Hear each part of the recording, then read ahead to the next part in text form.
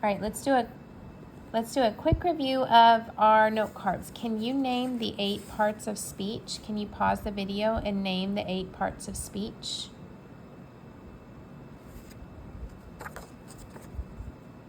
Here they are: nouns, pronouns, verbs and adverbs, conjunctions, interjections, prepositions, adjectives. Okay, can you name the article adjectives? Pause the video and name the article adjectives. If you said A, an, and the, you're correct, and this is how we code article adjectives. Can you tell me what a noun is? Can you remember the noun test? Pause the video and try to remember the noun test. A noun names a person, place, thing, or idea. This is the noun test. If I can put the word right here, the dog, 2 dogs, then it passes the noun test. Can you tell me what a pronoun does? Pause the video and tell me what a pronoun does. Do you remember the song? Pronouns take the place of nouns. A pronoun replaces a noun in order to avoid what? Repetition. All right. We're going to move on today, and we are going to talk about a new term. Our new card is going to have this term. It's called the who-which clause. So pull out your note cards and pause the video and make the front of your card, and this is going to be our coding. It's going to have a bracket with a W-W. So I'm going to put this up at the top to remind myself of how to code. Pause the video, and then let's do the back. A who-which clause, this is what we're going to talk about today, is a group of words that describes the noun it follows. And I'm going to explain this to you in a minute. Make a bullet and write this definition. Make another bullet and write it begins with the words, very easy, who or which. Okay? All right. Pause the video and make this card. And when you're done, add it to your card, whatever you put your cards in. Okay? All right. I'm going to be on page 25. And this is where I got the definition of the who-which clause. Okay? So now I'm going to teach it to you. All right. You know already what a sentence is, right? We've been talking about sentences since you were very, very young. A sentence is a complete thought that includes a who and a what.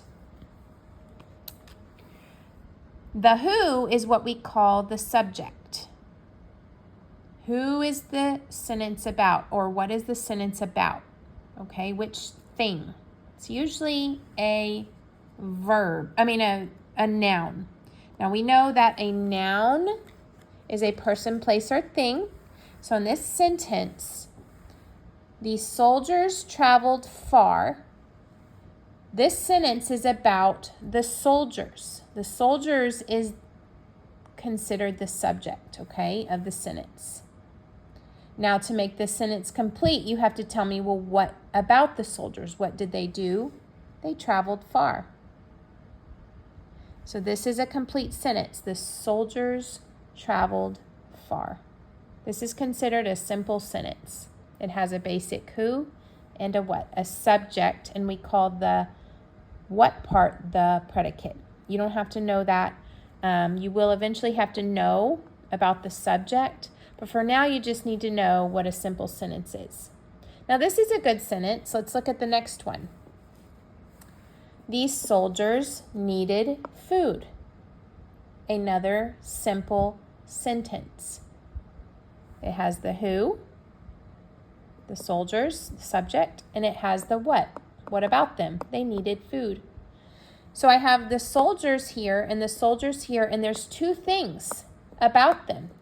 There's two predicates. They traveled far and they needed food. So what I'm going to do is I'm going to teach you how a who, which clause can be added to dress up a sentence in order to merge this information, to put it together. So we're going to take our subject, we're going to take our simple sentence, and we're going to break it up, okay? And we're going to insert some information into the sentence in the middle in the form of a who, which clause. Watch how it looks.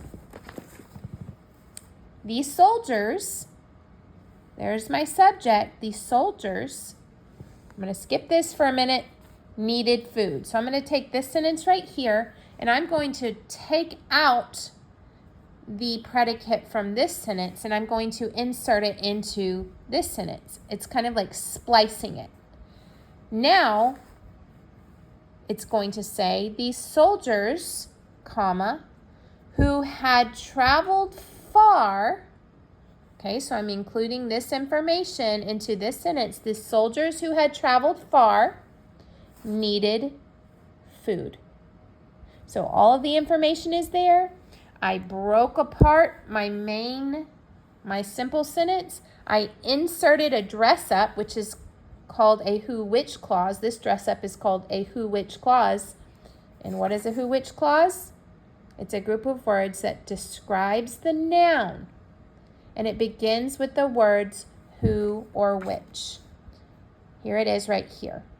This who is considered a pronoun because it replaces the noun, takes the place of the noun. But instead of coding this as a pronoun, because it's inside of a sentence in the form of a who, which clause, I'm going to code it by putting a parentheses around it. This is my coding, okay? And instead of putting PR for pronoun, I'm going to put W-W. And that shows me that this is a who, which clause, which is considered, it starts with a pronoun. Who is taking the place of the soldiers. If it says which, it's going to take the place of something else, okay? So this is a who, which clause. Now, if I have a sentence that says, who is going to the party? Is that considered a who, which clause? No, it's not. It's not considered a who, which clause because it's not inserted into a main sentence, okay? If I take this right here, who had traveled far? This is not a complete sentence. This is considered a dependent clause. This is a main clause because it can stand alone. This is a dependent clause because it depends on this sentence to be considered a complete sentence. It has to be inserted into a main sentence or a main clause, okay? So if I saw this by itself, who had traveled far? This would be considered a fragment, okay? A fragment is a sentence that's not complete. It's missing either the who or the what, okay? So, and you don't need to know all of that. What you really need to know is how to code a who, which clause. So I'm going to put my parentheses, I'm going to put my W-W, and then you want to always make sure that when you're writing and you are writing with using a who, which clause, that you write that your who, which clause has commas on either side to show that you've inserted it. There's a pause. Look, these soldiers pause, who had traveled far, pause, needed food, period. All right, so I'm going to go do that over here. You can see immediately the dwarf, pause, who bowed and walked away, pause, returned for a third time later that night. Okay, you see the who, which clause. So all you're going to do is put a parentheses around it, and you can do it on the outside of the comma, or I would probably just do it on the outside of the comma, maybe this one on the inside of the comma, and then put a W dash W right above it. All right. Now, if your parents are wanting you to do your vocabulary, I'm just having Connor write out his vocabulary definition right here. So the dwarf who bowed. What do you think bowed means? If you cannot think of a definition for bowed and you don't know of a word that would mean the same thing, then go look in a little dictionary. Ask your mom if you can use maybe a dictionary app on your phone, which I highly recommend, or use a book dictionary and try to find a good definition for the word bowed. Okay, this is teaching us to broaden our vocabulary and think about words and definitions and synonyms so that eventually we can start dressing up our vocabulary. Okay, that's all I have for you.